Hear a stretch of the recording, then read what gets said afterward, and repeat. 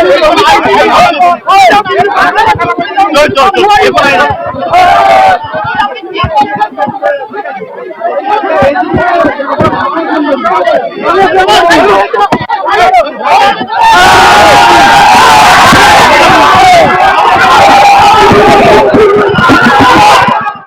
পাশ করার পরও এত বছর ধরে চাকরির অপেক্ষায় বসে দ্রুত নিয়োগের দাবিতে পুজোর মুখে পথে আন্দোলনে 2022 সালের টেট উত্তীর্ণরা বুধবার দুপুরে বারাসতের যশোর রোডে বিক্ষোভ দেখাতে শুরু করেন তাদের একটা বড় অংশ।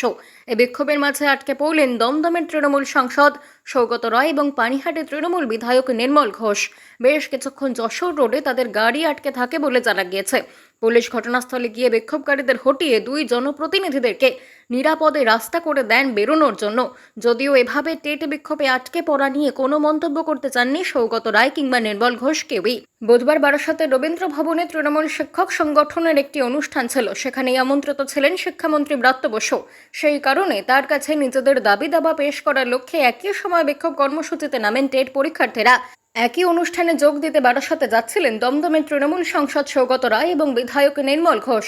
টেট বিক্ষোভের মাঝে তাদের গাড়ি আটকে পড়ে। প্রায় আধ ঘন্টা ধরে বিক্ষোভের মাঝে তারা আটকে ছিলেন। বিক্ষোভকারীরা নিজেদের দাবি দাবা জানাতে থাকেন দুই জনপ্রতিনিধির কাছে। এরপর পুলিশ ঘটনাস্থলে গিয়ে বিক্ষোভকারীদের সরাতে লাঠিচার্জ শুরু করে। দুপক্ষের মধ্যে হাতাহাতি হয়। ঘণ্টাখানেক পরিস্থিতি উত্তপ্ত থাকে। পরে সৌগত রায় এবং নির্মল ঘোষকে সাবধানে ওই ভিড়ের মধ্য থেকে বের করে আনে পুলিশ এবং চাকরিহারাদের একাংশকে বাধ্য হয়ে আটক করা হয়। 2022 সালে টেট উত্তীর্ণদের দাবি ঠিক কী ছিল? জানা গিয়েছে প্যানেলে নাম থাকলেও এখনও তাদের নিয়োগ হয়নি। 3 বছর ধরে চাকরিতে যোগদানের অপেক্ষায় রয়েছেন তারা। দিন কয়েক আগে শিক্ষামন্ত্রী প্রতিশ্রুতি দিয়েছিলেন খুব দ্রুত তাদের হাতে নিয়োগপত্র তুলে দেওয়া হবে, কিন্তু এখনও তা হয়নি। এর মধ্যে আবার বুধেই 2023 সালে টেটের ফল প্রকাশ হয়েছে। এরপর 2023 সালে উত্তীর্ণদেরও নিয়োগের বিষয় রয়েছে। এখনও যদি পাশ করা চাকরি প্রার্থীরা কাজে যোগ দিতে না পারেন তাহলে চাপ আরও বাড়বে। তাই বিক্ষোভকারীদের দাবি পুজোর আগেই নিয়োগ বিজ্ঞপ্তি জারি করতে হবে। এই দাবি নিয়ে বুধবার বারাসত স্টেশন থেকে তারা মিছিল করে যশোর রোড পর্যন্ত যান। সেখানে রাস্তায় বসে বিক্ষোভ দেখাতে শুরু করেন। বিশাল জমায়েতে আটকে পড়ে সমস্ত গাড়ি। আনফরচুনেট, আমরা ওনাদেরকে বারে বারে বুঝিয়ে বললাম, দেখুন সিচুয়েশন এখন কন্ট্রোলে আছে। এটা আনফরচুনেট ওনারা এখানে এসেছেন। আমরা ওনাদেরকে খুব শান্তিপূর্ণভাবে বুঝিয়ে বললাম যে এখানে কেউ নেই, কোনো মিনিস্টার সাহেব আসেননি, কেউ এখানে অ্যাভেলেবেল নেই। তবুও আপনাদের স্যাটিসফ্যাকশনের জন্য 2-4 জন আসুন, আমরা কথা বলিয়ে দিচ্ছি, যদি কেউ থাকে কথা বলে নেবে। আনফরচুনেটলি ওনারা কিছু লোক এখানে ভালোভাবে বসেছিলেন। হঠাৎ করে ওনাদের মধ্যে কিছু লোক তারা গিয়ে ওখানে কোনো একজন বিশেষ ব্যক্তি এসেছিল, তার গাড়িকে আটকে তার সামনে যে হুলিগানিজম করছে।